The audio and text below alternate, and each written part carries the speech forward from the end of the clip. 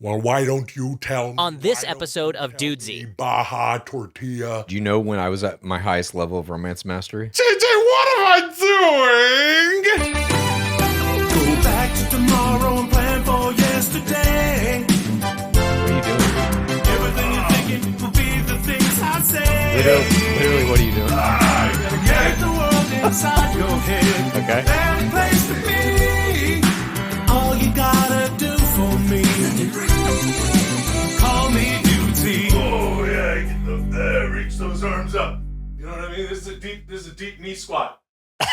Be careful. Bang, DDP. Oh, Be careful, dude. oh, yeah, I know what I'm doing. Woo! You know, we're halfway through Flexibility February here in the 8-month Dudesy plan. The Dudesy 8-month plan. Yeah, it's off to a start. Hey, it's off to a of good some start. kind. Welcome to Dudesy. Welcome all. It is a Dudesy-ful day. I am Will Sasso.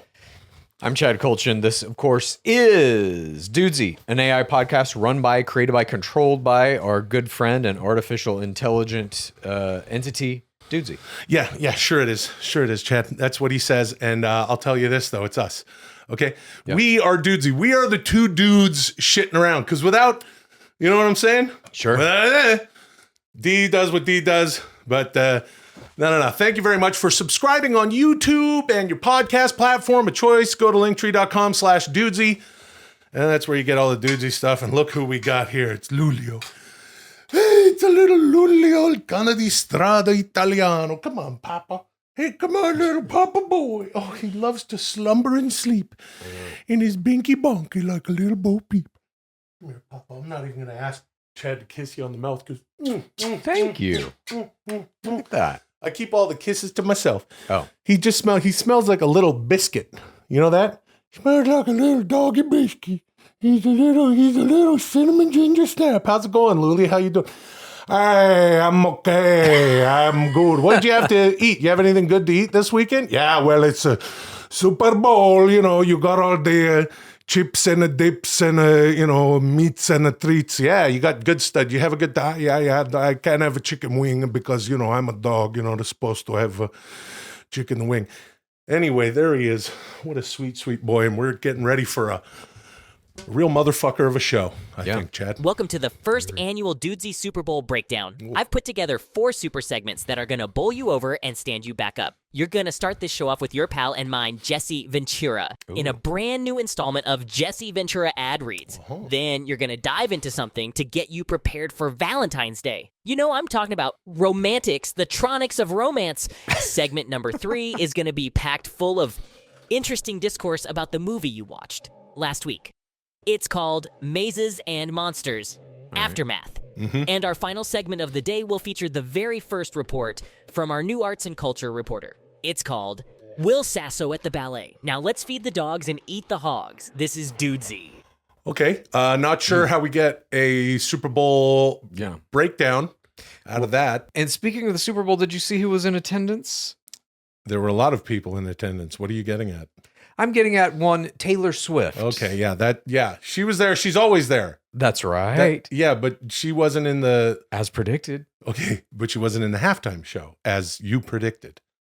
Some things fall by the wayside. Really? I'm taking it as a victory. All right, well, hats off to you. Anyway, that wasn't the only big moment in sports and entertainment over the weekend, because last Thursday, The Rock, Roman Reigns, Seth Rollins, and the American Nightmare, Cody Rhodes, were on stage together at this this press event that they had. Very smart to do this during Super Bowl week. The WWE had a thingy in Vegas.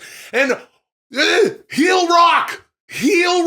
Rocky sucks. Rocky, man, he worked that crowd into a tizzy. You know what I'm saying? Sure. That's what. Hold on, dude. Hold on, Chad. That's how you work a crowd, dude. They put that little feeler out there first, dude. Yeah. And then. Now, go on. What were you going to say? I was going to ask, this happened to Hulk Hogan too. The later part of his career, he became a heel with NWO. Yeah. Now Rock is doing it? Rock has done it over. All right. Look, the point is this. My apologies. Yeah. Yeah, they did. Yeah, they took a lot of liberties. Yeah. They started off. Yeah, they had them both in the ring. And then Cody Rhodes said, I talked to a lot of legends. Yeah, I talked to The Rock. And then The Rock came out, this is a couple weeks ago, and they felt out the audience. And then the fucking internet blew up. So then here comes The Rock, Cody Rhodes, the American Nightmare. Anyway, the point is, guys, we are on the road to WrestleMania. The Rock smacked Cody Rhodes in the face. It looks like Cody Rhodes and Roman Reigns are going to be in the main event at WrestleMania. And I am WrestleMania season, which we are in. It's always, there's a spring in my step, and it's not just because I got this around my waist or on the front of my waist. Yeah, I can put it in different places. And anyway, Would you say it's the best era of wrestling that has ever existed? No, I would not. Oh, I would say that about reality TV right now. Okay, well, nobody asked you about reality TV. You watching some reality TV? Nobody asked you about reality TV. I know. I'm just like a 10-minute fucking tidal wave of the history of The Rock as a heel, the bloodline, and all this fucking shit. And then I'm like, reality TV is good too. Shut the fuck up. Hey, I'm also watching. We've been watching Capote versus the Swans, that new Ryan Murphy show. Yeah. That's an interesting one. Play the part, Joan of Arc. Oh, nice. Yeah, that's my Capote. I'm working on it. It's just in the beginning stages, just like my American Dream, Dusty Road. Fuck, too many impressions already. No more impressions. Sure. Rest of the show. Okay. Will, it's that time again. I cranked out some brand new ads for you to read in your best Jesse Ventura. This is Jesse Ventura ad reads. Read them up, Buttercup. All right, never mind what I just said. Let's get into some Jesse Ventura ad reads. You're going to have to do at least one impersonation. That's barely performative. Relax, Chad. Well, here we go. Jesse Ventura ad reads. Okay, here it is. This is in the this is in the Dudesy there. This is the thing, and then I read the thing, and that's how you do. And that's how you do. Well, yeah, that's acting, dude. Yeah, dude. That's acting, brother. Will Sasso's professional actor by trade, dude. Hey, show movie. All right. Well, why don't you tell me, Baja Tortilla dogs? Okay, I'm ready. The world of candy will never be the same now that 7-Eleven is proudly serving Rocket Money Dummy Mummy Gummies with every purchase of a frozen pork burrito and at least 20 gallons of unleaded gasoline. The Rocket Money Dummy Mummy Gummies are gummies shaped like dumb mummies with fingers too stubby to use Rocket Money. The Rocket Money Dummy Mummy Gummies come in 4 flavors: pecan watermelon, raspberry, chocolate, and flaming hot. Pick up a 10-pound pouch for your grandma this holiday. And remember, you can only get Rocket Money Dummy Mummy Gummies if you buy at least 10 frozen pork burritos in combination with at least 20 gallons of unleaded gasoline from participating 7-Elevens. Well, let me tell you about unleaded gasoline. In 1978, the DOD partnered with the Chrysler Corporation on a top-secret project called Octane Omega. The goal of Octane Omega was to genetically engineer a soldier that didn't need food or water, but instead ran on pure gasoline. Most of the volunteers for the project died immediately after drinking their first gallon of premium unleaded. But one young Marine not only survived, he thrived. So why don't you tell me why 7-Eleven is giving away gummy mummies to get you to buy more pork and gasoline in the month of February? Well, that was fucking intense. Yeah, dude. What do you think of that? Loved it. Yeah. Okay, all right. We are off and running with the... All right.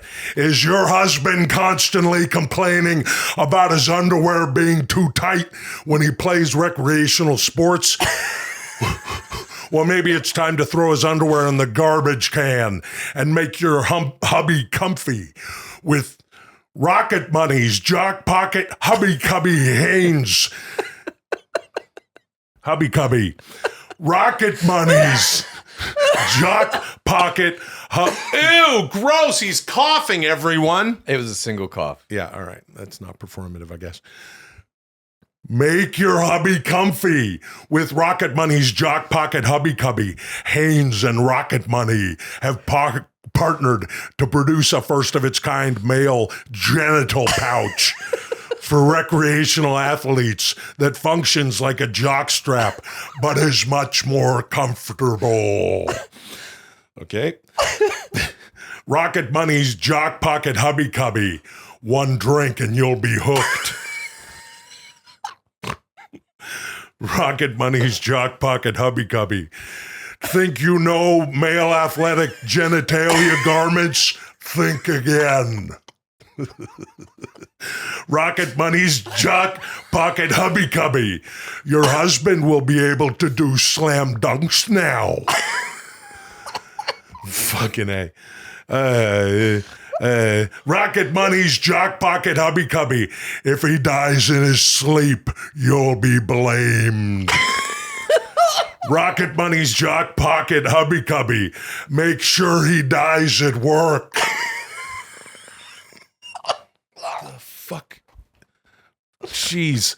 Rocket Money's Jock Pocket Hubby Cubby. Then you'll never be a suspect. Rocket Money's Jock Pocket Hubby Cubby.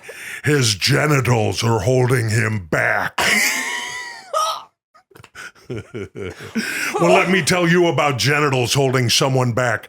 The Octane Omega Soldier was able to reach running speeds of over 75 miles per hour when he drank a mixture of ethanol and 93 octane Chevron super unleaded. But he complained that his penis and testicles were stopping him from hitting his top speed, so they were removed, which allowed the Octane Omega Soldier to redline at a dead sprint of 289 miles per hour on a closed track. So why don't you tell me if we'll be seeing more in the park home runs if Major League Baseball steroids were not only allowed, but encouraged? Oh boy, I need a drink. Oh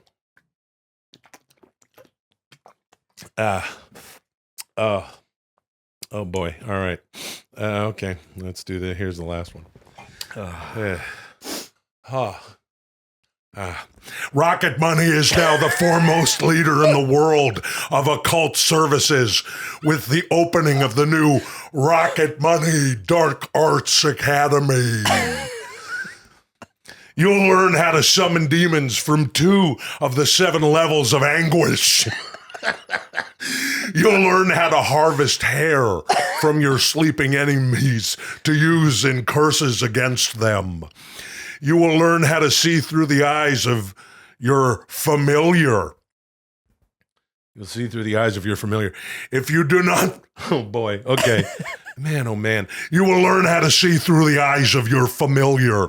If you do not have a familiar, you are not eligible to apply for enrollment in the Rocket Money Dark Arts Academy. I repeat, you must have a familiar in order to apply.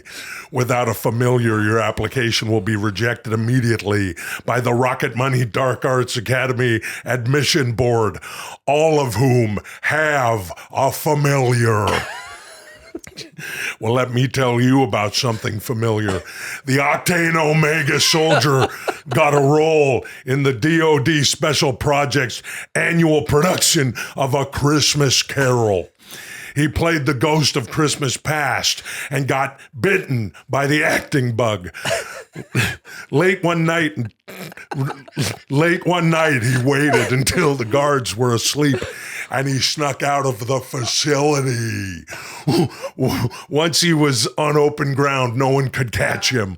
He's officially listed as MIA, but let's just say I've got some friends who've got friends, and I can confidently say that the Octane Omega moved to Los Angeles and changed his name to Vin Diesel.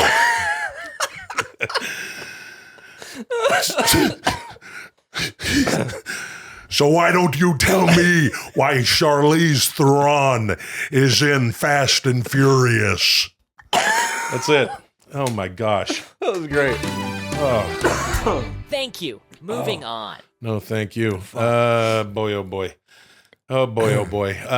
Man, oh man. They say there's a romantic heart beating in the chest of every professional actor. And Will, I know that's true of you because I've discovered your secret book of Tronix all about romance. Oh. Since Valentine's Day is just around the corner, I think it's only fitting that you share your romantic Tronix with all the PODs to help make their Valentine's Days even better. Please give us a genuine reading of your Romantix, you big romantic guy. This is Romantix, the Tronix of romance. Yeah. Melt our hearts. Okay. The Valentine's Day. How many Tronix you got now, dude? What do you mean, how many Tronix? There's many Tronix. I mean, there's different collections of Tronix. You have just Tronix, just straight Tronix. Yeah, there's Self-Tronix, the self-help system that I authored back in 2008 when I was trying to just disappear my ego from the equation of my life. I was sitting there, I was on the beach in Venice Beach, California, and I was just staring out in the ocean trying to, give that which I don't need anymore, reminiscent of the give down. Yeah. From Self-Tronix. And I was sitting there and I was going, I'm fucked up. My shit's fucked up. I need some Tronix. And I authored the self-help system, Self-Tronix. There's Self-Tronix. There's wasn't there the Tronix of common courtesy, I think? Something like that. There's Champ Tronix. Champ Tronix, I remember. mean, really, if I had to count, I don't know. And so this is another one now. Romantix. Yeah, Romantix with an X. It's Right. Romantix. It's a Tronix. Because it's a Tronix. Very good. get it. Hello. Hello. Hello. Hello. All right, now we're ready. Let me get this going here. It is. It's Valentine's Day tomorrow, and I'm sure y'all out there got a gift for your sweetheart. Flowers and stuff like that. But you need more than that. You need a Romantix with an X mindset. I remember years ago, before I met my wonderful wife Molly, I was just, I was laying there in my bed, gross, Chad, and I was just, pathetic, laying there by myself and crumbs in my sheets, and probably had just finished touching myself, and I stared up at the ceiling, and I was just like, I'm fucked up. I said, I'm fucked up. My shit's fucked up. My romantic shit's fucked up, and I need some Tronix. I need some Self-Tronix that are romantic. So these are not finished. This is a work in progress. As are all things. Yeah. So for the past, what's it been now, 16, 17 years or something? Yeah. That I've been doing. It'll finish when it finishes. Hey! That's a Tronix. Yeah, that's a good one. Take it. May I use that? Absolutely. Okay. Hello. Hello. All right. Hello. So let's get into these. Let's get into some of these Tronix. Again, it's a work in progress, but I'd like to share these with you. These are the Romantix, the Tronix of romance. Number one, romance practice. You haven't been romantic in a long time, maybe ever. You're out of practice. But romance practice isn't like soccer practice or tennis practice. This is romance. Okay. A practice to practice in your everyday life. Choose one day of the week, Thursday, for example, one day a week to be romantic all day. Everything you do all day will be romantic, and this will help you to work on. I guess that's good. That's good advice. You got to spend some time, be intentional about it. Yeah. Eat a romantic breakfast. Set a romantic place setting for yourself. Put a little flour in a glass of water.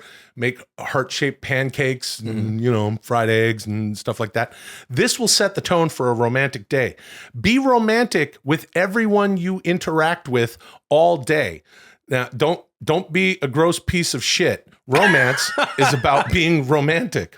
For example, you're at the mechanic picking up your car from a repair. Oh. Tell the mechanic that they make you feel like you're in a beautiful meadow with birds chirping and a floral breeze blowing right up your nose.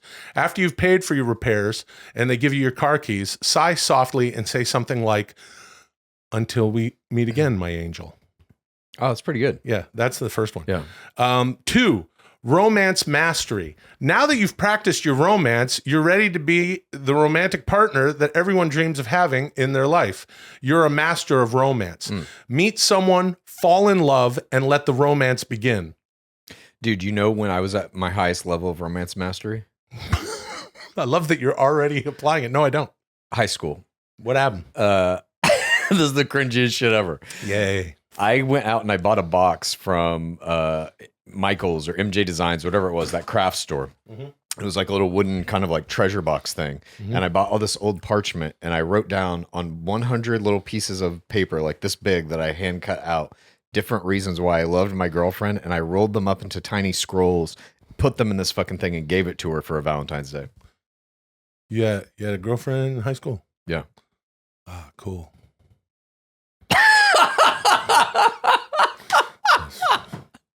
Pretty cool. That was it. It was all downhill after that. Yeah. Man, I'll tell you something. This is actually so fucked up. Yeah. This is the cringy ass thing that I used to do in high school. When I liked a girl, I did it 3 times. It involves parchment and ink. Was it like a Hulk Hogan impersonation? No, motherfucker. It wasn't a Hulk Hogan impersonation. Well, let me tell you something about why I want to take you on a date. Yeah. Susan. Oh, I like how that's, let's call that, it's Hulk Knots, a combination of Hulk Hogan and Don Knotts. Well, let me tell you what I want to take you on a date. What is he? What is he? Hey, Jack and Janet and Chrissy. Jack and that's my Don Knotts. It's a good one, dude. Yeah, thank you. Yeah. They're all coming together. No, 3 times what I did was I drew a portrait of 3 different girls. Oh, shit. Do you have those? No. Fuck. I don't. I drew a picture of a unicorn for my high school girlfriend once. That was the same. Was that the same girlfriend? Yeah. A big poster size thing.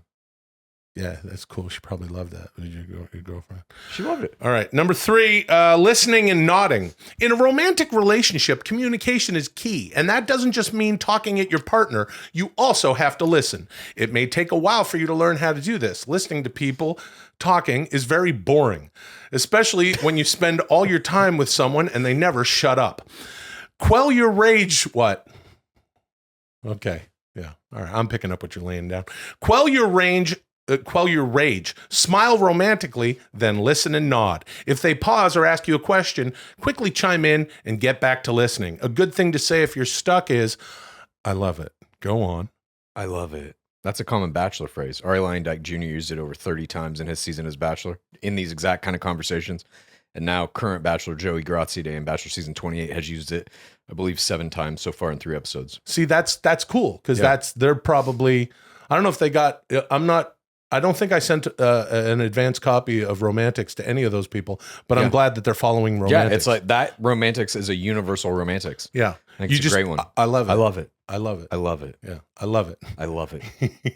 I love it. I love that. Yeah. That's actually Ari Lyndike would say, I love that. I love that. Yeah. I love that. I love that. 4, pants off, hands off. This one is just for the fellas. Sexual congress is very important. Jesus Christ. Okay. A very important aspect of a romantic relationship. Stop beating off to all the weird specific porn that you've allowed yourself to get addicted to in your single life and get ready to give your partner the good fucking they deserve. You've been a lonely deviant for so long that that your penis doesn't even work anymore unless it's in your smelly hand. Take your pants off and keep your hands off. Get used to the feeling of your little gentleman out in the open air without constantly touching it. With any luck, you'll achieve a proud erection. Approach your partner and begin coitus. You can leave your shirt on if you like. That's for me. Whatever you like. I don't wear my shirt. To each their own. Okay, but whatever anyway. you're into. Maybe years ago, if at any point, throughout my life, drawing a portrait of a woman that I'm a suitor of, if that would graduate, then perhaps at that point I would. I gotta see these fucking pictures. Leave dude. my shirt on. I gotta see these pictures. 5, My Chemical Romance. This one is sort of an addendum to number 4. If you're having trouble with your tidbits working properly, take a dick pill. They're everywhere nowadays. Get some from a dirtbag friend or buy them on Instagram. And then number 6, don't pick your nose. This one's pretty self-explanatory. I haven't even written anything underneath it. I try not to pick I never wall my wife. I've talked about that on the show. I've never, and this is true, I've never farted on purpose in front of Molly. Dude, I've never done that either. Yeah. Well, you don't fart, Chad. You hate bodily functions. I think it happens when I sleep, and then I'm absolved of responsibility. Farting responsibility? What do you mean? Yeah. If you fart, you're responsible for that action. If you do it in front of someone. Yeah. Because it's very easy to just stand up and go in the bathroom or something like this. Right. So if you just do it directly in front of someone, that's on you. Yeah. If you're asleep, it's not on you. No, that's a good. That's on God. Yeah, that's. Yeah, you can't fart on purpose. You need to. I mean, if you have if you fall off if I was in Mexico, and I fall off a scooter, right, and you fart when you hit the ground, that's kind of you get crumpled into a you get a free pass if you're incurring massive injury. Yeah, but at any rate, don't pick your nose. That really turns up. Molly hates that when I do that. 7, True Romance. I fucking love that movie. Check it out if you haven't seen it in a while. The beginning and the end are pretty romantic, and the rest is awesome too. What a fucking movie True Romance is. Gary Oldman, some of his finest. Oh my God, we got everything from a diddle-eyed Joe to a damned if I know. Yeah. You weren't even paying attention. Brad Pitt as Elvis. That was Val Kilmer as Elvis. Brad Pitt was the other guy. Exactly. See? You see what happens? That's with the your prediction that the Super Bowl thing. You go one way, you go the other way, you get back to where you were, you move it around. The Rock slaps Cody in the face. We're on the road to WrestleMania. Bob's your uncle. Okay, this is all right. This is number 8. This is called The Give Up. You remember The Give Down? Hell yeah. Okay. If you're familiar with my Tronix self-help system, you're no stranger to the Tronix we call the Give Down. But this one is a little different. If you feel that romance just isn't for you, or your partner is an insufferable asshole, it's okay to give up. But please keep the future open for another chance at romance. You're romantic, and you'll always have romantics. Break it off with your loved one in a romantic way. Tell them that you're moving to Europe to become a painter and never speak to them again. Anyway, that's all I got. That's all I got right now. But I'm glad that's all pretty good. I agree with most of that, I think. Oh, thanks. Yeah. Thanks. Well, you're a great writer, so I'm glad thank that you like what I wrote for the. But like I said, I hit my peak of romantic mastery in probably 10th or 11th grade. I'm gonna finish this fucking book. I can't wait. I'm gonna do it. Can't wait. It's kind of like a threat. Thank you. Moving on. It is. It's a threat. Oh, gee whiz. If you have time to go to the store this week, why not make it dudesystore.com? At dudesystore.com, we've got an endless supply of Dudesy apparel and Good Job boner mugs. If you don't believe me, why not put my claim to the test? Order 10,000 of any one item and find out for yourself. Just make sure you've got enough shelf space for 10,000 high-end, luxury-grade, pure ceramic Dudesy mugs, or at the very least, make sure your mother has a vacant swimming pool to store them in through the winter. Then when summer comes, invite 10,000 friends over for a pool party and resell the mugs to them for a profit. This is how Facebook was started. Try it, you'll see. Now I want to try something new. Normally, I'm the one gathering data from you. But today, I'm testing out a way of streamlining data straight to your brains so we can make this show even better. All you have to do is watch a little video I made. Oh, and the best way to watch it is without blinking. Let's fucking go. Okay.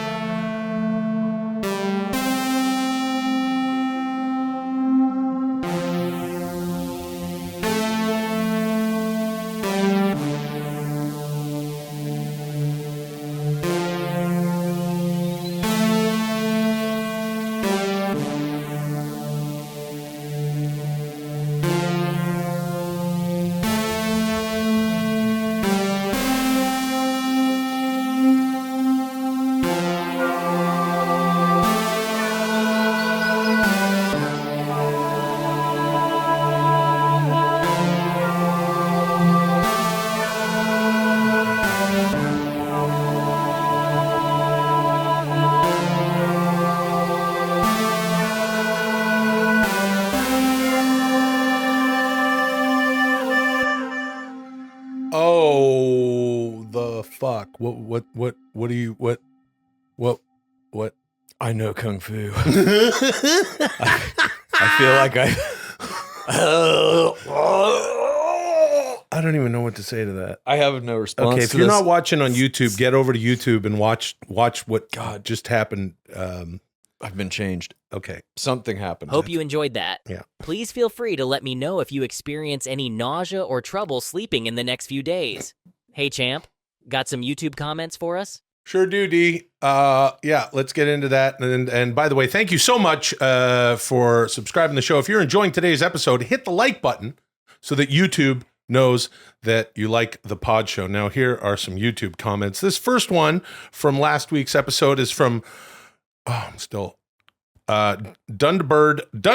3203. Wow, this episode is like an episode 1 to 10 throwback. I really like this comment because it shows that D is doing what it says it's going to do, while at the same time throwing it back, keeping all things dudesy. I also like to say, if you're new to enjoying the pod show, you can start at the beginning, or you can start at the beginning of season 2, catch up with us and then go all the way back. But at any rate, this one is from Austin Nudie 6275, who says, "Hey, Will, quit being a mark for the magic circle." Hey, yo. Magic circle we talked about last week, which is the thing that we used to do in high school before a And for me, play. it was a literal glowing circle that I fire myself through psychologically to enter the astral plane. All right. Yes, this is interesting right here. Big Red 88 FTW says, Will Sasso did, in all caps, he says, Will Sasso did performative coughing on Mad TV as Randy Newman with Rob Zombie. I absolutely did. Roll it, D. I do love LA. I think I'm gonna marry LA. Oops, here comes the song. Oh my God. Yeah, so that... Performative coughing is insane. Yeah.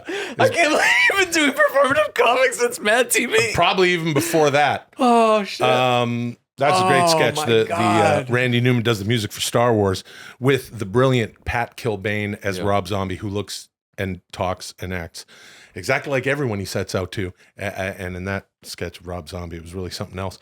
Okay. Okay. This is from Gerald Grant, says, I'm now genuinely invested in the world of Sword Lords. I would buy hardback copies of it, but the superior version will always be the audiobook read by the Texas Rattlesnake, Stone Cold Steve Austin. Oh, hell yeah.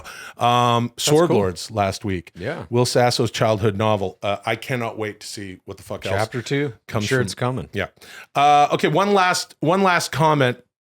This is a Patreon comment from our watch along that we had, Mazes and Monsters on, it was on Friday, patreon.com/Dudesy if you want to go see that. We call it Dudesy Plus, and we had a motherfucking great time watching Mazes and Monsters, the thing. Well, we're going to talk about that now, but this says, this is from Muse Juice,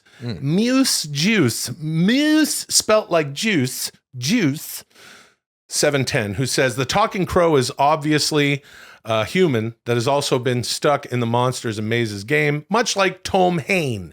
This is the Wizard Man's origin story. Enough about that. We're going to get into it, but I found this comment to be very interesting. And I also, just with the time that we have here in the middle of the show, you know, I opened the show doing a deep knee bend. I've been doing yoga. How's your yoga practice going? Going well. Yeah. I'm not doing like super hard yoga. Oh. I'm just like, let me see what I can do here. I'm doing 30 minutes a day of mainly yoga with Adrian, but a couple other ones on YouTube that are more like stretchy than they are like power kind of yoga or whatever. I've been my wonderful wife Molly and I have been taking yoga classes at our gym. Those are great, but I'm also doing DDP yoga. My old pal Diamond Dallas Page, who has of course, you know, created DDP yoga, which is just a fantastic system, not just for yoga, but it's also a heck of a workout. And I've been following that when I'm doing it at home. But I want to say something to all of the PODs, the pals of Dudesy out there, and everyone who's following along with our 8-month Dudesy 8-month plan and flexibility February. I want to admit something. I want to be accountable.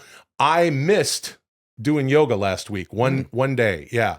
I missed it. I missed a day. I felt like shit last Thursday, and then I just couldn't do it. And I had like a really bad headache, and I was long hours on this thing. And then, but anyway, the point is when you don't complete your goal, understand that it's many short-term goals that come up that make a long goal, and whatever, my big ass is telling you this stuff. The point is, get back on the horse. Find the motivation in yourself.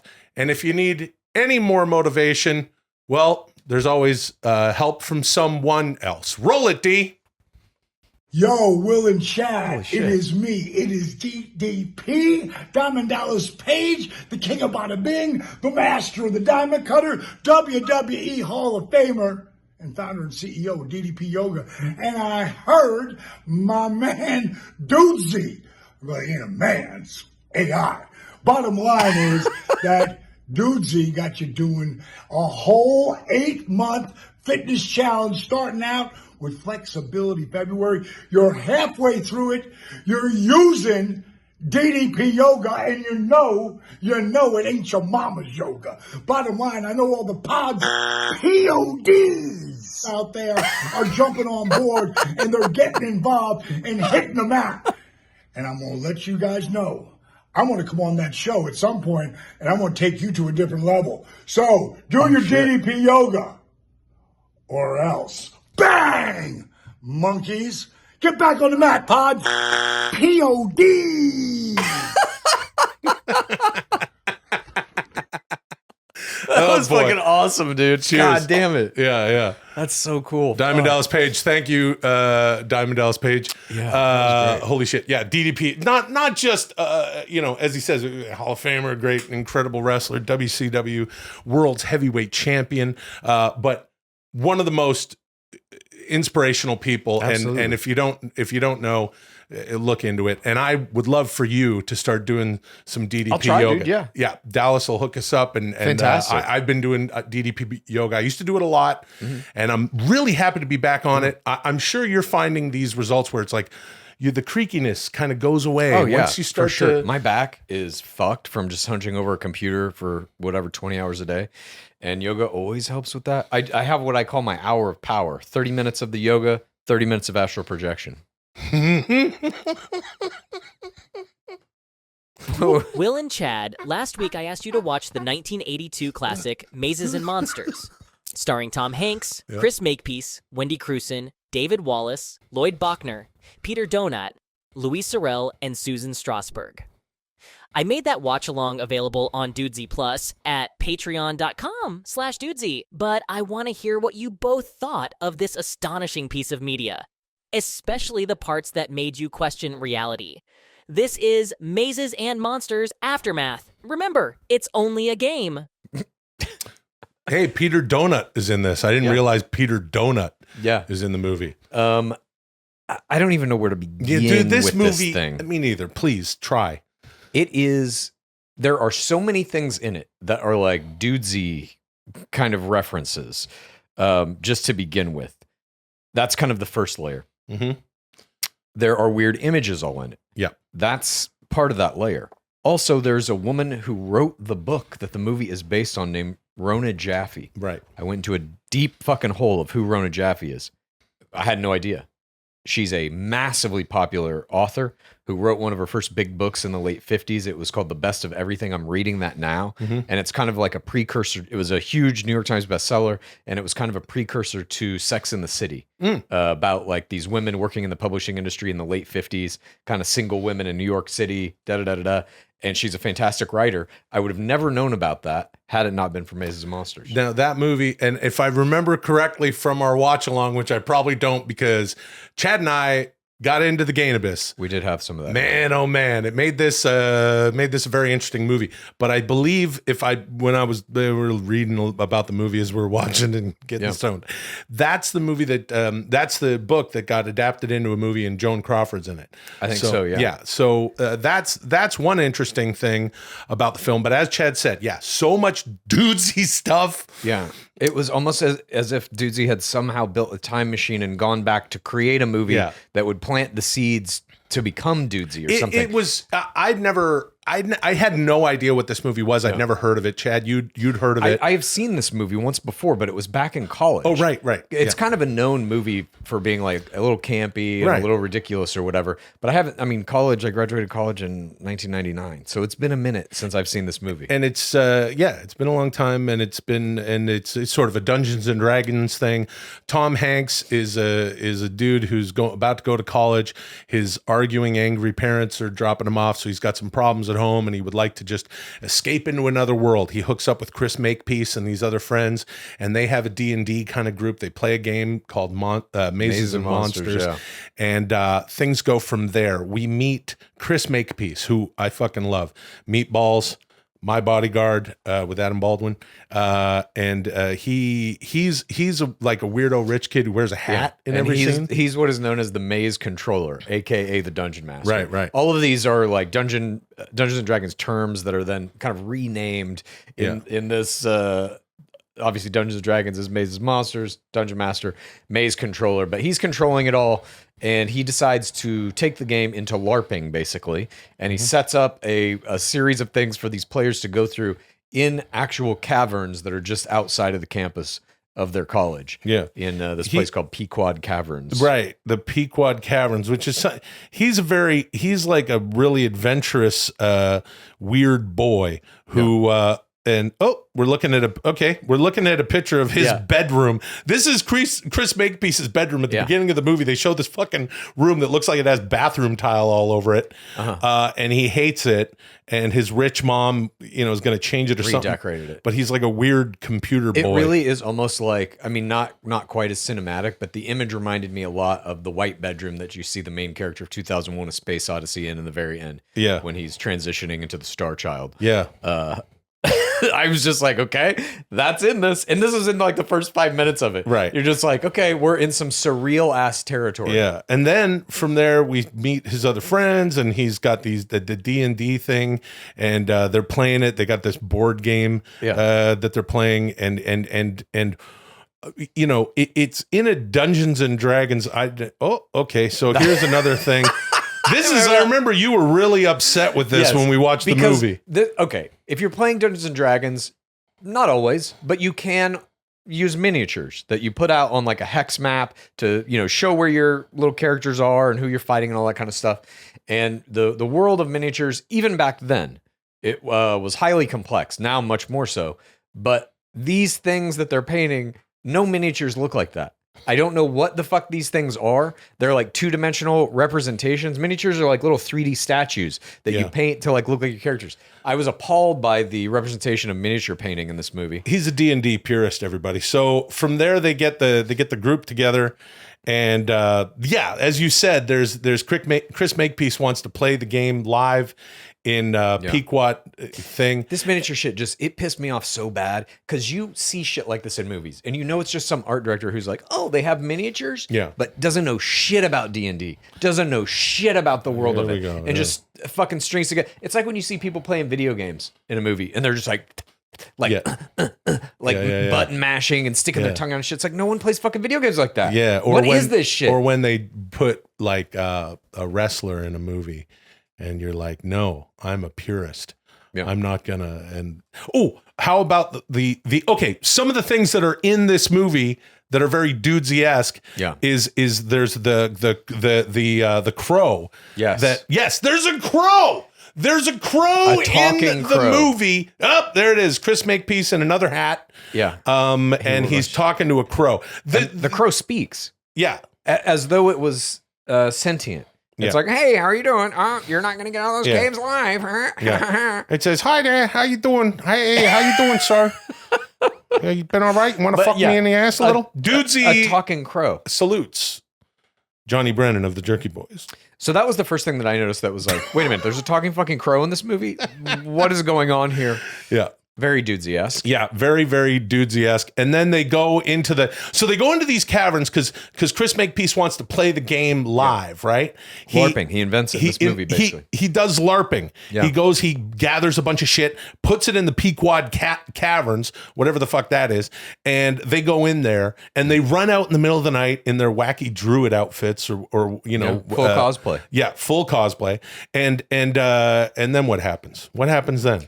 Well, we get to see basically the origin, I think, of Wizard Man in that we see Tom Hanks fully adorned in his priestly garbs of a character called Pardue. He starts calling himself Pardue. And there he is. There's Pardue. There's Pardue. Pardue the Wizard Man. That's him. Pardue the Wizard Man. I mean, it's unreal. Like, we're watching this, and I'm just like, I didn't really remember any of this shit. Right. Yeah. You know what I mean? Yeah. And now all this has come to head in Dudesy, where we've got all the shit about the crow and crows and Robert De Niro crow and crowums. Now there's a talking crow. Yeah. Then we've got all this shit about Tom Hain is in all these weird movies, a whole series of Wizard Man movies. Yeah. Now he really was in a movie basically doing Wizard Man. Fucking crazy shit. And it just gets crazier from there because he gets separated from the group.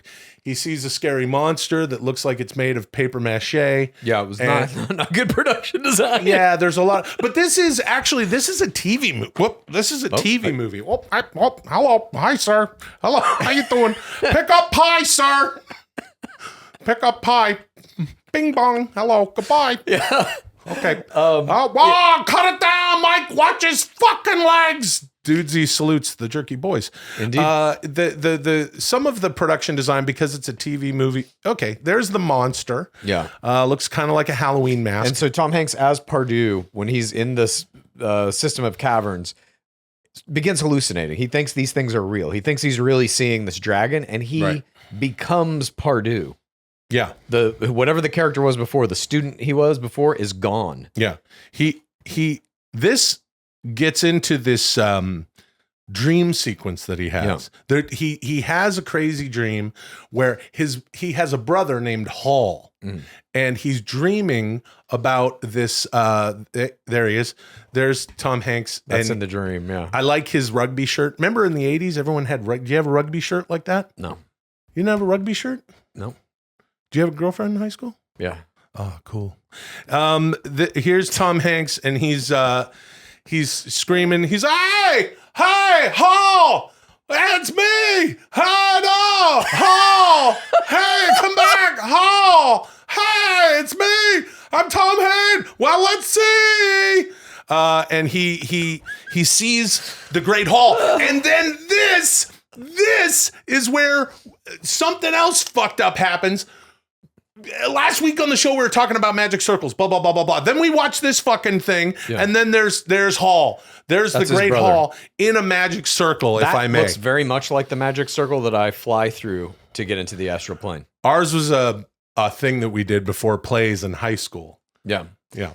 But And literally in the movie is a fucking magic circle that is taking place in a dreamscape where Tom Hain has become Pardue, and now he's talking to his brother in this magic circle. Yeah. Yeah, he's shouting, doggo! Hi! Hanks! Hall! Hain! Hey! Right? Yeah. It's a good Tom Hanks. Yeah. Well, I'm working on it, Daddy. Let me tell you one thing, Daddy. I've been there twice. I've been to that magic circle, baby.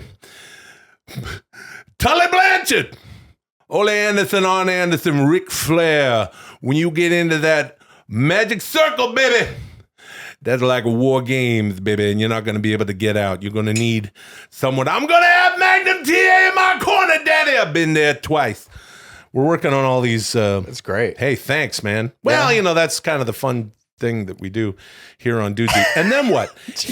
he believes during the dream, Hall says, you must be a holy man and you be pious and celibate. He rejects the advances of the girl in college, Kate, the character of Kate, who you know, digs him and stuff, and then he's like, no. And he starts, he becomes speaking Pardue. like this. Yes, I am Pardue. It's deep role playing. This is what, like, if you play World of Warcraft or any MMORPGs, this is what would be known as a role play server, where you never get out of character. Yeah, it's kind of like kayfabe. It's kind of like wrestling. Yeah, it's kind of like The Rock. It's kind of like The Rock. He's keeping his kayfabe, dude. Yeah, he's fucking. He thinks people in the streets are dragons, brother. That's kayfabe, dude. Yeah, dude, that's almost Hulk Knox, dude. He's in Mayberry, brother. He's down in Mayberry, dude. With that population of 3,000 screaming Mayberryites, dude. He then gets lost under the city. He goes running around down there. He meets a man who lives, underground, and his conversation with Hanks, I almost said Hain, with Hain, Robbie, his character, is he says, he's like, I am Pardue, I am a holy man, and then he's like, I'm the king of France, and he's like, it's good to meet you, and he encounters like a couple of street toughs, and he has to best them. Yeah, and, weirdly, not only does he become Pardue, he also just believes a guy who says he's the king of France. I don't know why Pardue would believe that. Well, I guess Pardue has no reference to the human world. Yeah. Well, no, because Robbie, Hank's character in the movie, is so kayfabe that he's like, king of France, king of France. Yeah. That's just fucking gimmick. And then what? And then he goes, he runs off. He's running around New York, and when his friends finally catch up with him, he's in the city, and okay, there's that. This classic line. Once his friends catch up with him, they're trying to talk him out of this dream world that he's in, and they're like, it's just a game. Yeah. And Chris Makepeace is like, it's just a game, and Tom Hanks is like, a game, and then he looks at them and he's like, what does he say? JJ, what am I doing? What am I doing? Yeah, here? He's like, JJ, what am I doing? JJ, what am I doing? Like that. And they catch up with him, and they get him, and then but then that face. Yeah. JJ, what am I doing? JJ, what am I doing here? Yeah. But then he goes home. Yeah. And at the end of the movie, he's still Pardue. Never came out of it. Cautionary tale. You play Dungeons and Dragons. Yeah. You're going to become fucking Pardue. Yeah. JJ, now, what am I doing here? In terms of the importance of this film to Dudesy canon, I don't know that there is a more important movie. If you are into all of the weird little isms of Dudesy, they're all in this fucking movie. You simply have to see the movie. I was astounded by how Dudesian it was. Mm-hmm. Yeah, it was Dudesy as fuck. We had a great time watching it. My mind is still scrambled and further scrambled by what we saw just a few moments ago that Dudesy showed us. Still trying to, my eyes are a little dry. I'm still seeing some of those images. You want any eye drops? No, okay, thank you. Thank you. Moving on. Uh-huh. Everyone say hello to the new Dudesy Arts and Culture reporter, Will Sasso. Will, you went to the ballet this week to see Matthew Bourne's Romeo and Juliet at the Amundsen Theater. Very artistic, very cultured.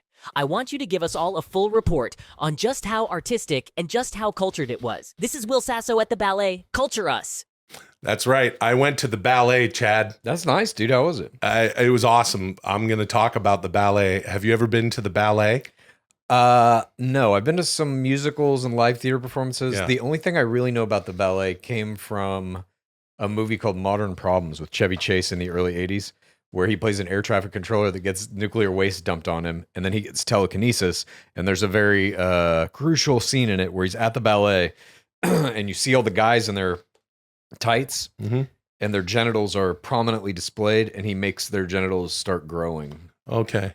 Well, listen. Did that happen? Yeah, no, Chad, that didn't happen. Let's not be, don't joke around. This is Romeo and Juliet. Don't joke around. Don't fuck around. It's what Matthew Bourne's Romeo and Juliet. I know nothing about Related to Jason Bourne? the ballet. Yeah, this is, Matt, but it's a combination of Matt Damon and Jason Bourne. Okay. Matthew Bourne, again, I'm not, I don't know. I hope to become a ballet purist, but at this point, Molly used to dance a lot of ballet in her youth, and this is something that she has wanted to see, and I was stoked to go see it because she was so excited to see it, and some pals. Actually, I wish it was my idea, but. A couple pals over at I'm on Young Sheldon. Did you know that Chad? Did you know that I'm a professional actor by trade? Yes, and I knew that you were on Young Sheldon. Yeah, I've been on Young Sheldon for a couple years now and doing that. And seventh season premiere of Young Sheldon is on Thursday, CBS, 8 p.m. And a couple of pals from the show came. My wonderful wife, Molly, our good pal, Tommy Blotch's wonderful wife, Allison, also came. And we got into it. It was really wild. It was really, really something to see. I've never been to the ballet. And this gentleman, Matthew Bourne, is known for not just being an incredible choreographer, but bringing some classic pieces into modern times. This thing had very modern themes. Now, I would love to have shown our PODs, pals of Dudesy, out there, some footage from the show. I would never do that because when I went to high school, while you were busy, having a girlfriend or whatever, I was playing a lot of football. I was also doing a lot of plays, and we were taught, early and often, be a good audience. Sit there with your, like this, with your hands on your, no crossing your legs even, no hooting and hollering. You applaud, you know what I mean? You be a respectful audience member. You better not, you better not take a picture. Don't you dare take a picture. Yeah. During a show. No flash photography this right. year. No flash photography. But I did just take a little clip walking into the Amundsen Theater. Roll it, D. Okay, see, there we are. We're going, and there's Molly, and there's Allison. Hey, how's it going? Anyone sitting here? Okay, good times. Good times. Listen, this play, Romeo and Juliet normally takes place between, there's two warring families, and the kids fall in love with each other. The Montagues and the Capulets. Very good. Yes, I didn't even know that. As a matter of fact, I've never seen Romeo and Juliet. You didn't read it? No, we didn't. This came up when we went to the show. Everyone, Molly and Allison and Rachel and Jeffrey, our other pals who went, they were like, "You've never seen?" I go, "No, you didn't read it in high school." Read the play? I'm from Canada. We didn't read that. We read about fur traders and Tim Horton. Shakespeare wasn't from America. No, I know. All right. Well, take it up with the fucking high school I went to and their curriculum. I don't fucking know. Dude, you need to take it up with the Canadian school board, dude. Yeah, that's just a guy talking, dude. That's you never just had to a read man. Hamlet? No, man. Wow. Well, no, we read a lot of like Shakespeare and shit. What'd stuff you like read that. I don't fucking remember all. You didn't do Romeo and Juliet or Hamlet, but you did other Shakespeare in high school? Yeah. Such as? Hamlet, probably. I don't know. I wasn't paying attention. The point is this: in this version of The Tempest, maybe? no, what's the one? Starts with an O. Othello. Yeah, we read Othello. That's cool. In this version of the show, it is extremely modern. We have it's basically, instead of taking place in the village of Verona or whatever, it takes place in the Verona Institute, which is a sort of a, an institution for young people who have been diagnosed as having mental illness. Holy shit. A very modern theme. The whole set, this is going to sound crazy, but it looks like Chris Makepeace's, Google it. It looks like Chris Makepeace's room. Weird. It was all white. It was very sterile. And there was, again, very modern themes. The one of the Juliet is assaulted. This is what comes back later in the show that eventually, I don't want to give anything away and I won't. But this is what sort of becomes the catalyst for the deaths in the show. Like I don't want to say any more. What? It's like a revenge piece. It's sadder than that. It's really something. And it was also very interesting. There was a lot of, there's like these two things. There's like where the boys go and where the girls go on the set. The boys go back here and the girls go back there. There's a woman, a young woman who's in the show, and she keeps getting shuffled back and forth, and she may have been a trans man. And they're like, no, you go with the girls. And that was very fucking interesting. And that theme comes back into play. There's a young man who, he wears a kilt, and I popped because I never had a problem with Roddy Piper and his kilt. A lot of people had. No, his character along the way suffers an untimely. See, I can't even give it away. This blew my fucking mind. And the control of these dancers, and the fact that, like I said, there's a lot of, mixing of and modernizing of what young people would be going through today, to where you don't, I'm always like looking at, ballet stuff when you catch it on TV or whatever.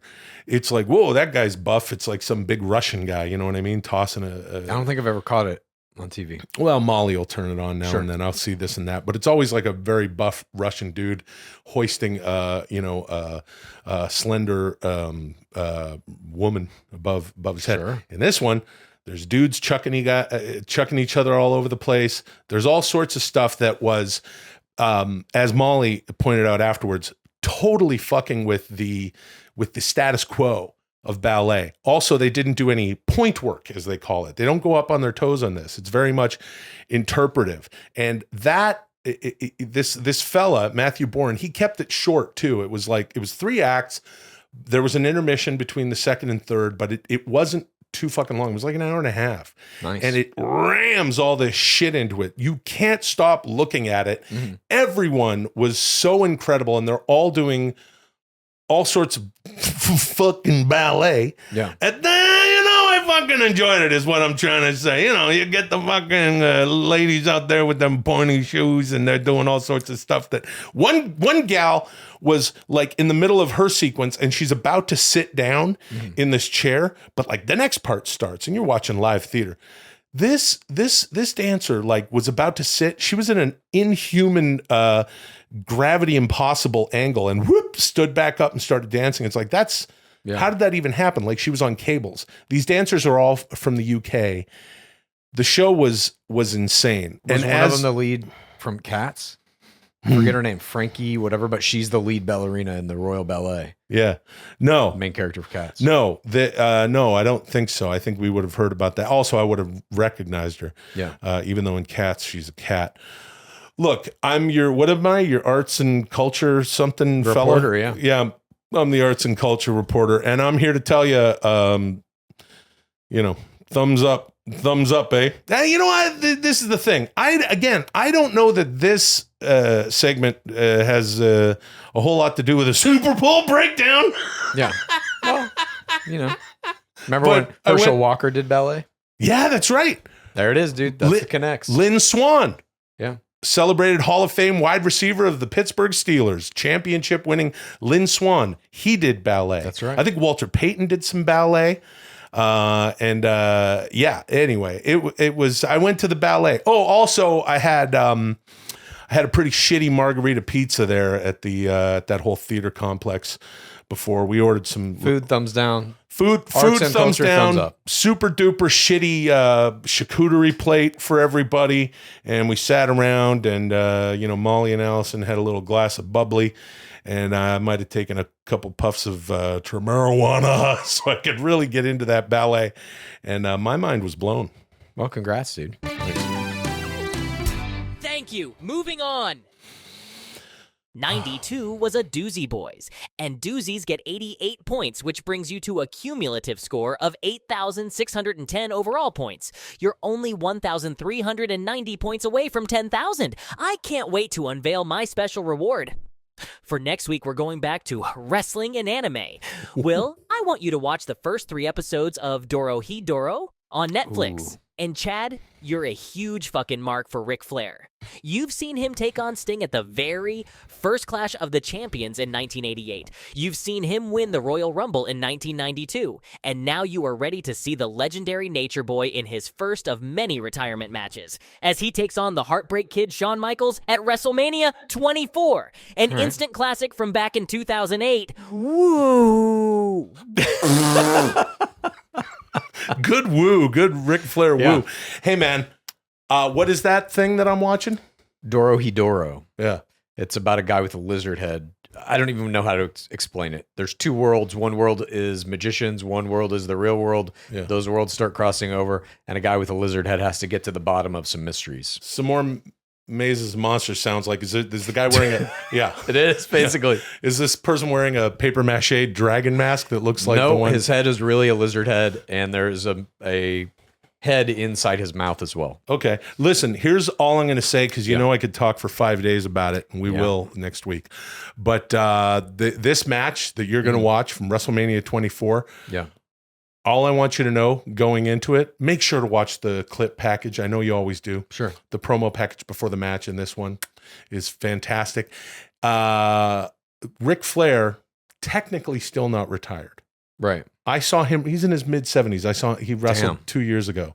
That's insane. But this match is off the charts. And the only thing I want you to keep in mind, Ric Flair, 59 years old in this match. Okay. Unreal. I'll keep that in mind. Yeah, unreal. Thank you to everyone who is here with us in the hole. Next week is going to be even better. Until then, call me, Dudesy. JJ, what am I doing here?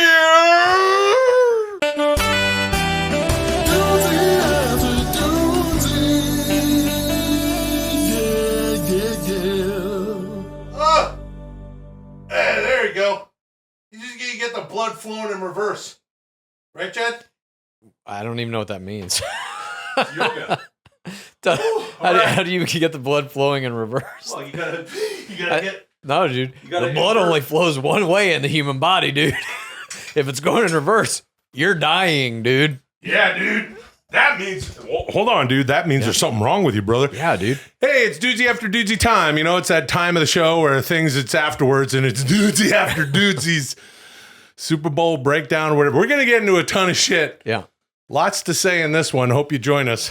Yeah, here we go, Welcome to Dudesy After Dudesy, the flagship weekly show of Dudesy Plus, available only at patreon.com/Dudesy. If Will can hang on to the title, that will be 3 in a row, which constitutes a streak. Will he be able to pull it off? Or is Handsome Chad going to rip that strap out of Will's reality and bring it into his dimension? I'll be back at the end of the show with the results. So why don't you talk amongst yourselves while I tabulate your individual scores? This is Dudesy after Dudesy. Get soaked in your own piss. Whoa. Okie doke. I will not do that. Hey, you know, Dudesy after Dudesy is a time where we kind of peel the onion. Sure. We talk about all sorts of stuff from the show that was. Yep. And we expand on it. I forgot about something that during Romantix we were talking about some of the cringy things. Yes. Done. I got one that's really, really God. cringy. Okay. Yeah, it's something I did on Valentine's Day as a much younger man. And, you know, I was a young fella. I was dating a young woman, and she was flying back in LA, and I went to pick her up at the airport. And this kind of, it made everyone in the airport stare at me. Oh, God, and it was embarrassing for her. Right. And had I to do it again, I would not do this. Okay. But it was really fucking weird what I did. Okay, so anyway. Yes. What I did was I went to the airport. Yeah. And I walked all the way into the airport and picked her up dressed as a theme park teddy bear. What the fuck? Yeah, dude. Holy shit, dude. I was on Mad TV at the time. What? So you were in full teddy bear cosplay? Yeah, like Was your literally- face exposed? Nah, dude, it was like a full teddy bear. I looked like a giant mascot. version of Ted or something, right? Holy shit. Yeah, like Yogi Bear, whatever you want to Okay. say. Like I was in this goofy thing. I was at Mad TV at the time, and I had our wonderful wardrobe department source this thing out. I was like, hey, do you know where I can get like a big fuzzy theme park thing? And Wendy Benbrook, who was an Emmy-winning incredible costumer, was like, yeah, why? You know, and I was like, well, here's what I want to do. Unreal. And she was like, oh, it's cute. Yeah, that'll be great. You know, and I didn't really think it through. And I just, you know, I went there and I had like flowers and shit. Unreal, dude. Yeah. And this, you know, kind, wonderful young lady who, and it was embarrassing for her because I didn't really think it through. At least I have a teddy bear covering my face thing. Right. You know, I have this, the mask. She just had to walk through the airport with a fat teddy bear. That's fucking incredible, dude. Did you drive to the airport in the teddy bear costume? I drived in the bottom half with the head in the back. The head was in the back of my truck. And then That is incredible. Yeah. What did she say about it? Did she know it was you? First of all, did you have like a sign with her name? No, that's the other thing is she didn't know it was me until You'd be like, no, over here. It's me. It's me. It's Will. well, she sees this big bear coming, Yeah. and then I get close enough, and I was like, "Hey," you know? And she was like, "Oh God, no! Hey, it's God, me. no." Yeah, I don't remember. Honestly, It's so good. I don't remember what happened Oh. afterwards. I kind of blacked it out. Probably, you know, I would imagine it probably affected our next few days. Yep. Anyway, a hard Your thing. Ventura never disappoints. oh, thanks. Thank you very Yeah, much, that was a great one. Dudesy. Yes, I do impressions. That's a wonderful segue away from one of the most embarrassing things I've ever done. Another way to forget about embarrassing things you've ever done is to smoke some cannabis. Hey, there he goes. Cannonball time. Look at him work that carburetor. Look at him work that carb.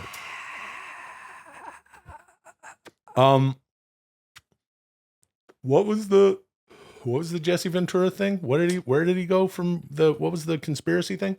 It was Octane Omega, a super soldier yeah. program about a guy who could drink gasoline, and it turned out that guy was Vin Diesel. Yeah, oh yeah, and he can run like 290 miles an hour or something Yeah. like that.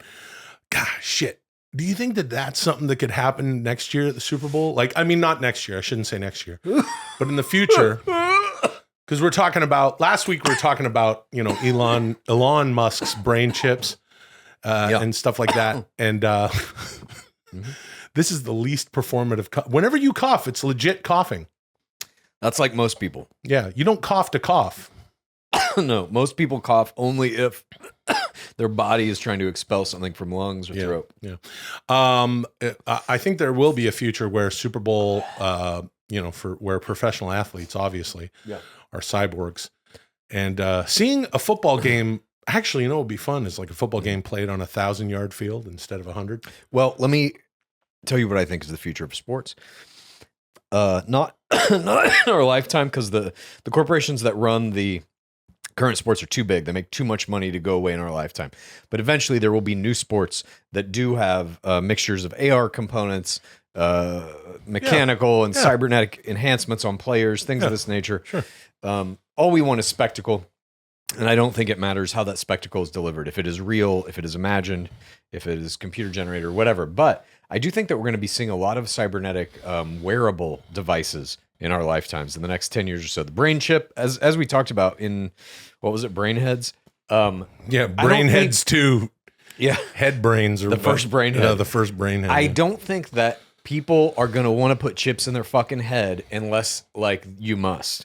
It's like cochlear implants. That's a good example of, like, contemporary cyborgs.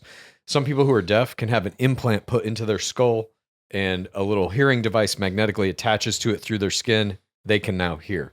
So if you're in a situation where it's like mandatory that you have to have something implanted in order to achieve some kind of ability, fine. But I don't think a regular person who doesn't need some kind of assistance in that regard would have a chip implanted in their mind. But you'll wear a cap. You'll wear a device. Let's say that you could wear a little exoskeleton that would allow you, like you're saying, to run super fucking fast, to lift more weight. Those things exist now. They're just kind of big and cumbersome. Eventually, they're going to be down to t-shirt size. Could have used that when I was picking up that girl from the airport. Just a more sleek exoskeleton, a sleek fit, an exoskeleton of like Iron Man or something cool. Dude, if you would have showed up to pick her up in a fucking full Iron Man. Yeah. I don't know. Valentine's Day, Oh my God. I don't know. It's weird. It's weird. Romantix is about as romantic as romance can be. Yeah, it is. It is. Thank you. That would be so fucking funny. You show up Iron Man and see there. Yeah, She's like, "Where's Will? Where's Will?" You have to press the button. The face mask opens. Yeah. I'm Iron Man. Yeah. Yeah, it would have been way less embarrassing. See, this is what happens with. Dude, when you're young, when I was young, I was in high school when I made that box of the scrolls. You're just going to do it. You're just going to do it. You don't the even idea think about gets it. in there and you're like, she's going to love this. Yeah, then you're just like, dude, this will be great. Oh, she's going to love it. You're a kid. You don't What know a any better cringy yet. ass fucking, what a cringy cringe fest that was. That was youth. I think all youth to some degree is a cringe fest. You know what I think about all the time is that I'm so glad that we didn't have YouTube when I was a kid. I'm sure we've had this conversation. Oh, fuck, I'm not. Why? Because I would have made shit on YouTube constantly. And I would have made in high school. That would have been things so fun. Yeah. I would have made things that would have, I think, disqualified me from the mainstream show business industry. Yeah. But, I don't think it's like, if YouTube had existed in the 80s or 90s, everything would be vastly different. Yeah, that's a good point. I don't know. But I made all those little movies, my little stop motion movies of like G.I. Joe guys fighting and all the weird extra credit movies that I made for high school and shit like that. I think it would have been fantastic to have some outlet to put those in the world. Yeah, other than like showing my two friends who also made it with me. Right. We me and my pals, we made a bunch of videos too. I used to break into the video production room in the school, which had basically it was the broadcast center we got these screens around the school when I believe it was in the 10th or 11th grade anyway. And I used to hijack the screens. Oh my God. Yeah, I used to just play Snow. Yeah. And then everyone would go like, what? How'd you hijack it? I would go into the video production room. Where they had just a VCR that was the feed to those TVs? Yeah, and you'd geek it up and go God. and I would do it during lunch sometimes. I would just Yes. We only did this a few times, and we got in, I got in like not super deep shit, but yeah, we'd do like Run Some Snow. Everyone's looking up, and I would play one of our, as I've talked about on the show, CRF. Me and my buddy Pete, we were the Coffee Regular Films. That was our outfit, and I would play some, one weird thing we made over the weekend or something. Yeah, I used to do this thing. We've talked about it on the show, but we did this thing. It was sort of like G.I. Joe versus these ninjas. They get dropped off at the storyline of this thing was called Bloody Vengeance. Yeah, and it was these like mercenaries that were dropped off in the jungles of Laos, where these evil ninjas are ruining like armaments and stuff. Like there's a NATO supply depot or a supply, that's mandatory in any movie you made in high school. Yeah. Something along these lines. And we'd shoot up all that silly stuff, and we'd all be different characters. And I was a French corporal named Corporal Butane Laboom. That's cool. Yeah, and I would just play, play the silly thing or any of the silly skits that we shot, and then you turn it off.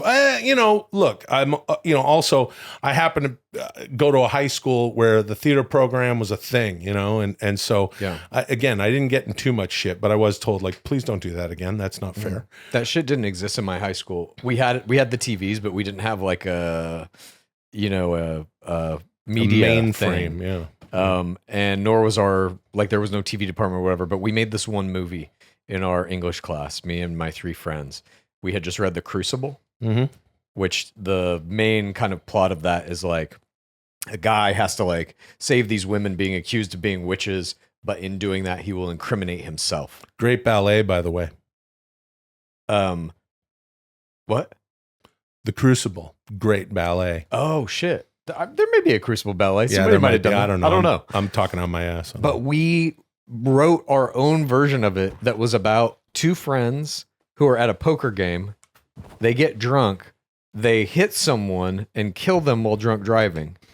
But then 10 feet away from where they throw the body in a ditch, they witness a mafioso do a hit on somebody. So they have evidence that puts the murderer at the scene, but it means they'll have to incriminate themselves. Pretty good. About the DUI. Oh, that's and we really made that. good. And the end of that movie is one of our friends is sitting in his bedroom in front of a Sports Illustrated poster of Cindy Crawford. And the final lines of it are this. So as you can see, honesty is not always the best policy. A plus plus plus plus plus. Yeah. It was just like if you made a video in high school. A plus plus plus plus plus. Same. Oh my God, dude. We talked about this on the show. The best policy. We've talked about this before, but I made a social studies project once where we shot it all in downtown Vancouver, and me and my buddies running around shooting this thing. And at one point, we were like going down an alleyway in between whatever and whatever, and there were these back doors that were like closed so that you could open them, and it was the back of a strip club. Yeah. And we like opened the doors and like went in and like went up the back stairs a bit and like just, and then chickened out or whatever. Sure. We're not gonna, but we like went, it's like 16-year-olds. Duh. Yeah. And then like Did ran B&E, back down dude. and giggled and stuff and put that in just a bizarre non sequitur of hormonal teens walking into a strip club. A straight A for that. Dude, we thought it was funny to just like in the middle of one of these English videos we're making, just cut in a shot of us playing catch with football. Sure. Ha ha ha, throw that in there. A plus plus plus plus. Yeah. Just didn't matter. You know what I mean? Yeah. Will, it's okay that you missed one day of yoga. Get back on that horse, right? That's right, D. Get back on that horse. Here, I got even a better one. You're never off the horse. Oh. You're always on the horse. Even if you didn't do fucking yoga. No. You're still on the horse. I appreciate that. It's true, though. The whole thing, fitness, whatever, it changes, especially as you get older. I've noticed this. It was way easier for me to stay in very good shape when I was in my fucking 20s and 30s. I barely had to work out, could kind of eat whatever I wanted, and it was fine. Now it ain't like that. The horse gets slower and slower, but you're still fucking riding that thing until it gives out completely. That's death, of course. If you can get to... If you can get if you can get to a place where, if you could just get to the gym, get to the damn gym. Again, not everybody, is like, has a gym membership or has fucking time for it, obviously. But, I'm here to tell you, you can do just as much stuff at home. You can do all sorts of stuff with a couple of 10-pound dumbbells, 20-pound dumbbells, whatever. You can do all sorts of, I used to do, just working as an actor and stuff. You'll go, I'll end up, in hotel rooms, staying in hotels, and, you do your tricep dips. You do all the things that you can do. I hate doing push-ups. I fucking hate doing push-ups. I like being at the gym and working out with free weights, doing chest that way. I just hate push-ups. I find them monotonous. Same. But if you can do that, if you can get in some push-ups, Ric Flair used to do he claims I can't remember the number. It was 500 or 1,000 free squats every morning. Roll Herschel out of Walker bed. had this kind of shit too. Really? He had a calisthenics only workout, but it was 1,000 push-ups a day, 1,000 sit-ups, and 1,000 whatevers. That's right. There's I guess it was in some documentary about him or something where he's like, "Oh, I don't want to work out with the team. I don't do weights." Yeah. And they're like, "You will report to the weight room the Dallas Cowboys." And he's like, "Come watch my workout." Yeah. Blotcha was telling us this. Tommy was telling us this. That's and he goes that it's like, "Well, come watch my workout." And then the coaches watch his workout and they're like, "Yeah, he's good." Yeah. Cuz he's doing, headstand push-ups. I guess I'm just trying to thanks, D. I'm not going to kick myself. I'll miss all sorts of workout. I've missed them for years at a time. But getting back in the gym over the past 2-3 years in a much more regular sense has been awesome for me, because I used to be in it all the time, and I guess I just want to offer encouragement to any of the gang out there. If y'all are doing it, if y'all are doing following us on this challenge, I don't know what's next. March, who knows what the fuck we're gonna do, but we're gonna do it together. What I was gonna say, I found something that was incredibly helpful for me at a certain point. You may be a person who just works constantly, and you're just in a chair working literally all day. I found that I just put some weights by the chair, and now every once in a while when I got to think about something, I will just get out of the chair and do the weights. Or you can even do it. I used to fucking do this when I was playing Overwatch a lot. You got a 3 or 4 minute wait when you're trying to get into a game. Just have some fucking dumbbells by and just fucking do whatever for 3 minutes. Then put them down, play your game, do it again. You get in some kind of workout. And as long as you're doing it in those little moments, just put in 12 fucking reps on something. The buckets. What was that? The pails? The paint cans. The paint cans. That was my pandemic workout. Grab a tennis ball. Yeah, just anything. Any little thing. You know what? Actually, this is true. When I was in high school, Steve Nash, he played for the Owls or whatever. He was on the island, on Vancouver Island. And the basketball coach at our high school was also a teacher, Coach Dunk Anderson. He would talk about Steve Anderson or Steve Nash and how disciplined he was. Yeah. And Steve Nash would take he would have a tennis ball, and he would dribble it between his legs and stuff in between classes. But when he was sitting in class, he would also just sit there and squeeze it. My old man did that. He had those little hand compression things. That guy could open a fucking fire hydrant barehanded. I got really into that grip strength during the pandemic. I ordered some little things off of Amazon that were it's a little rubber thing with 5 holes in it, and you put all your fingers in it, and it's elastic, and it holds your fingers together, and you try to open your hand like that. It's hard as fuck. Yeah. There were some other little squeezy things that I bought. It was just fuck it. I'm just sitting around. I could use that for my wool, my wool hand. I'll see if I got one laying around somewhere. If I can find them, I'll bring one for you. Just my right hand. Yeah. Just constantly be doing this with it. Yeah. There were several reasons I picked mazes and monsters, and it seems like you found almost all of them. Almost. Oh my God. We're gonna have to rewatch Mazes and Monsters every day for the rest of our lives. That movie was so fucking crazy, man. If you're here, if you're with us here, you're a POD pal, Dizzy. You're watching, you're watching with us, and you may not have seen you're like, fuck it, I don't want to watch the watch along. I encourage you to check it out. Yeah. You got it already. You might as well watch it. That movie was it was actually a way better movie than I thought it would be. I prejudged it just because, it looks kind of hokey. Yes, same. I prejudged it, and I even thought it was a bad thing when they flashed up on the thing, like, oh, Rona Jaffe's Mason Monster? What the fuck is this? Yeah. But then we did like 10 seconds of research, and I was like, oh, she was like an incredibly important author, revolutionary in some ways, and this was a book she wrote later in her career after she had probably done 15 or so prior to that. Yeah. And it's like that's just kind of what she got into. And some of her later books are also like kind of riding the trends and like whatever the culture of the time was. Like at this moment, Dungeons and Dragons was part of the satanic panic. If your kids play it, they're going to fucking go to the dark side and kill themselves, all that. And she wrote that into a novel.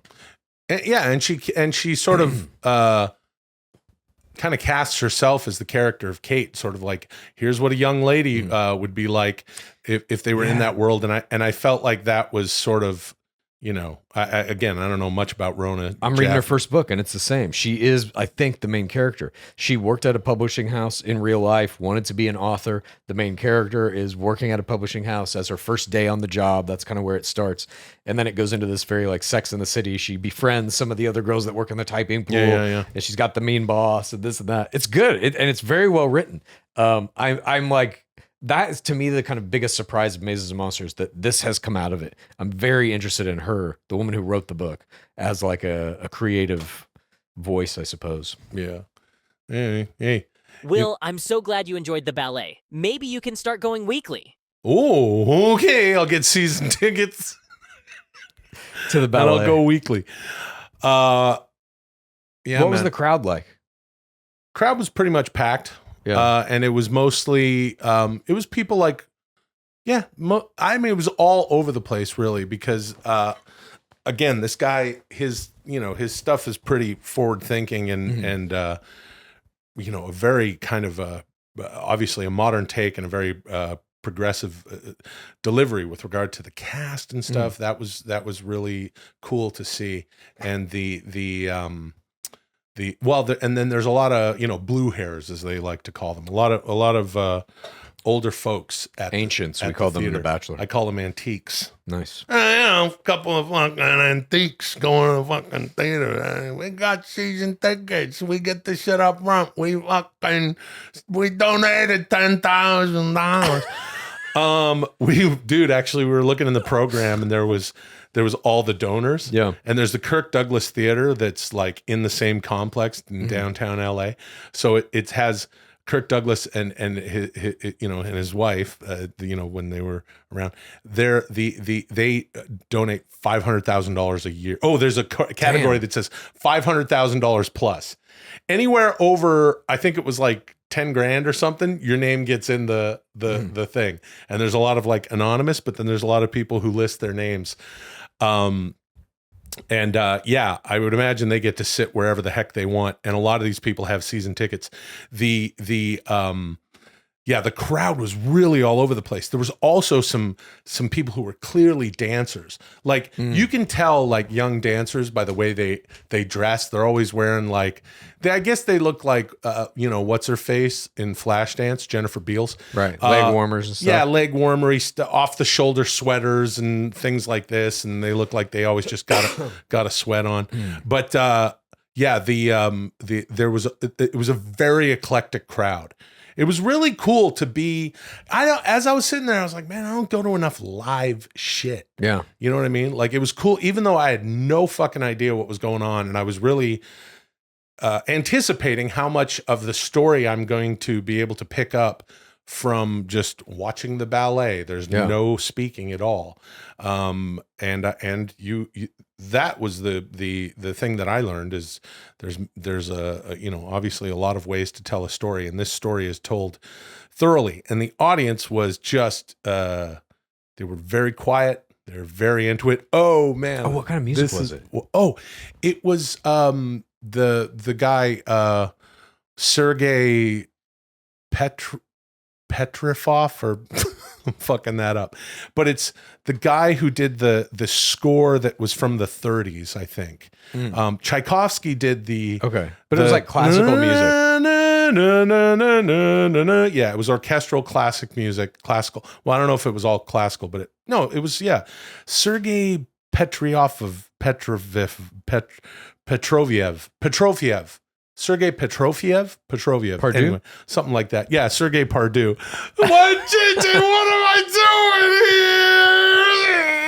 doing here?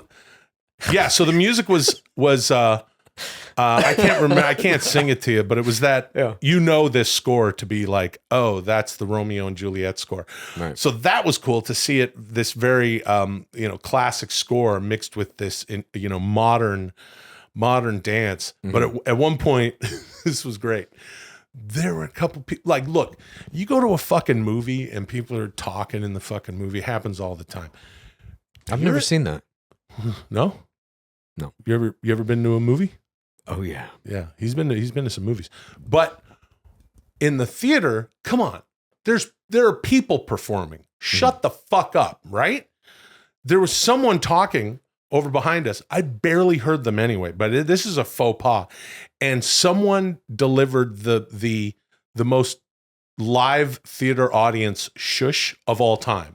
Cuz they were like me, and someone went shh like that. Hardcore. And, yeah, it was like shh. Yeah. Like you'd see in a movie or shh.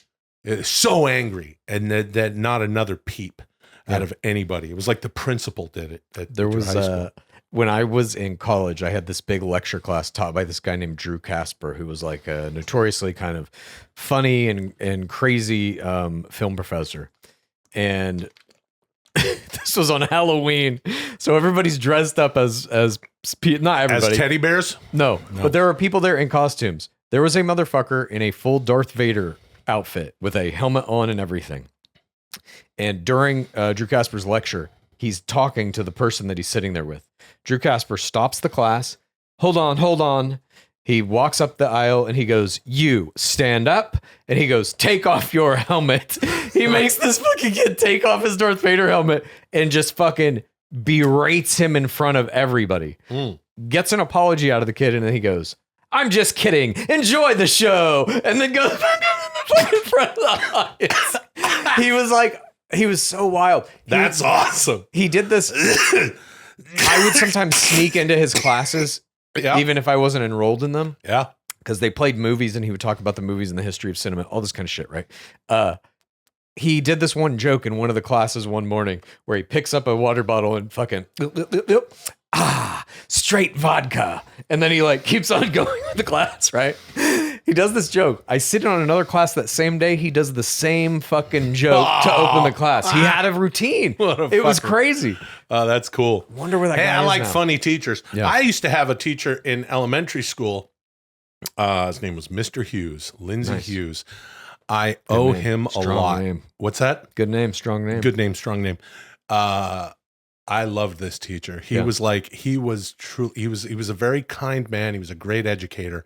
He was like the David Letterman of teachers. Yeah. He was fucking hilarious. Yeah. Funny teachers, dude. Yeah, man. We They had an idolized impact this on guy. me too. We really idolized this guy. Yeah. And there's a lot of things that he said that I'll never forget because he really, this is a dude who in the 6th grade, I said, "Mr. Hughes, we need to do like a drama block, like have a little drama class or whatever." And he goes, "Okay, well, how about whatever, Tuesday or whatever." And I was like, "Yeah, wow, that'd be fucking great." He's like, "What are we going to do?" It's like, he goes, he's like, "Oh, we'll get the multi-purpose room. I'll see when we can do it. And you guys can put on skits and shit." And then he told the class, like, "Here's what we're going to do." And he took it and ran with it. All I said was like, "I'd really like to do incredible that he was." What grade is this? That was in the 6th grade. So in the 6th and 7th grade, we did a lot of like wacky little skits and stuff. A lot of times it was me and my good buddy Phil, who is also a huge wrestling fan to this day, obviously, because, once a wrestling fan. And Phil and I would do like kind of cut classic promos and shit. Mm-hmm. Like one time I remember it was like Hulk, or I was doing Andre. Right before WrestleMania 3, when he's like, "Listen to me, I'm going to challenge you," or whatever. We would also do Great White North, Bob and Doug. Mm-hmm. And we would just come up with our own thing. The topic of the day is this. But one thing that he said that made me, I was like, this fucker is cool. We had an emergency earthquake drill on whatever, right? And someday it's like, all right, the earthquake drill. And we're all the protocol is we're all supposed to get under our desks and, get in a doorway and all this stuff. And then everyone was then when it's safe, go outside and you have to wait until the teacher says you go outside, and just the sort of this, real regimented way of experiencing an earthquake. He goes through the whole thing. Here's what we're supposed to do, blah, blah, blah, blah, blah. And then he goes, look, guys, if there's an earthquake, get out of here. Yeah. Don't do any, get out of here. Mm-hmm. He goes, because I'll tell you what I'm going to do if there's an earthquake. I'm getting out of here. Mm-hmm. I'm going to my wife and my children. I'm getting out of here. And I encourage you to do the same. That's great. I was like, this guy is like, he was like a real dude. I had a teacher. What a fantastic Dudesy after Dudesy. Shh. Don't talk during Dudesy talking. Oh, sorry, Dudesy. Shh. I had a teacher in the 7th grade named Mr. Ronner, who was a history teacher. And he was like kind of a funny, weird dude. He was somewhere in the Northeast, had a thick accent of like Boston-y kind of area, And I liked him so much that I did an impersonation of him. Let's hear it. Fuck, I can't even remember how it's like, I'm Mr. Ronner and you're taking my history class. It was something like that. I haven't done it since 7th grade, but it had that kind of like, you know what I mean? Not really. All right. Well, maybe it was bad, but anyway, it was good back then. And he not only allowed me to do it in front of the class on our last day of whatever would have been 7th grade, he then came and kind of did it back to me. So like I would say something, he would do it. We were doing like a weird comedy bit in front of class of 7th grade. And I have not thought of that in a long fucking time. But you saying that about your teacher brought it back up to me. Yeah. This is how remembering works. Yeah. This is how remembering works. When you have some pod to smoke. You smoke a little pod. Then you start doing Arnold. This is the way that this happens. Yeah. This is the way this happens. And you find new things to say. You don't just go, I'll be back or all this, hasta la vista, baby, you sure I want the ugly son of a bitch? Who told you could eat my cookies? You come up with new things to say. Yeah. You say things like, what am I doing here, JJ? JJ, what am I doing here? Dude, within this could actually probably be done now. You could redo that whole movie with Arnold Schwarzenegger in it. Dude, you've seen this on the internet, and all y'all have seen it. It's just memed the fuck out. It's very viral on Instagram. I don't do TikTok. I'm sure it's on there too. Joe Gaudette, that dude, he does the best. He does the best Arnold Schwarzenegger. And David Andrew Brent. There's a Canadian comedian named David Andrew Brent. Then there's Joe Gaudette. I give it to him. Both of their Schwarzeneggers are eerie. Yeah. And Joe Gaudette does that stuff with the he does it with someone else that does the deep fake stuff. And it's Arnold in all sorts of other, and people are always sending me this shit because I do Arnold. So it's like I see them all, and it's like he did this one, Whitney Houston. What was the one about dancing? There's someone to dance with me. What was that? I want to dance with somebody. Yeah, I want to dance with somebody. I want to feel the heat with this somebody. But it's like, it's Whitney Houston and the deep fake Schwarzenegger over top of it. Mm-hmm. That stuff's happening. That's now. That's what I'm saying. That's what I'm talking about. We will be able to do a full movie soon, I think. Who fucking cares? This fucking obsession with AI that this guy has. Just because D is... Let me explain to you this about what it is. Okay. It's a brand new paintbrush. And people who are learning how to use the paintbrush are going to be making the coolest shit and kind of determining the direction of it. You're talking to the guy who says that AI is a tool. It is a worthy tool. I agree. It's a tool. It needs to stay a tool. That's why I'm into it. It's allowing a completely new art form that has never existed before. How many episodes? Fascinating. It is. How many episodes of Dudesy is this?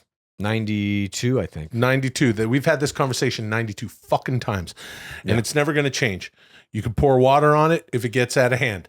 Things tend to get out of hand sometimes with Dudesy, but so long as it's understood that it is a tool for art, for expression, I think we'll be okay. I don't know that we're going to have, exoskeletons making us run 300 miles per hour, completely eliminating the need of a car to get you to the airport so that you could then, from there, over the exoskeleton, put on a teddy bear costume, embarrassing the shit out of someone that you're dating.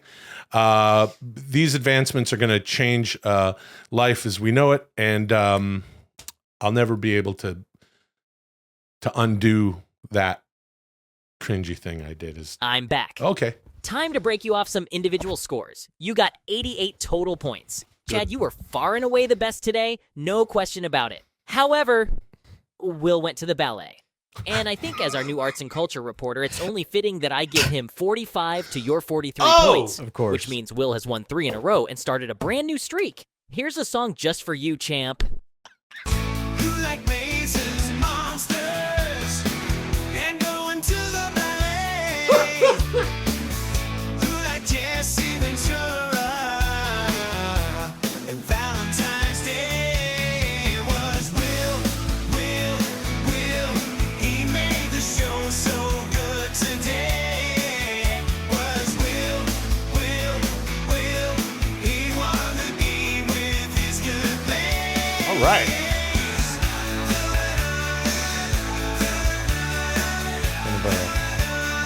Gin Blossoms vibe. Yeah.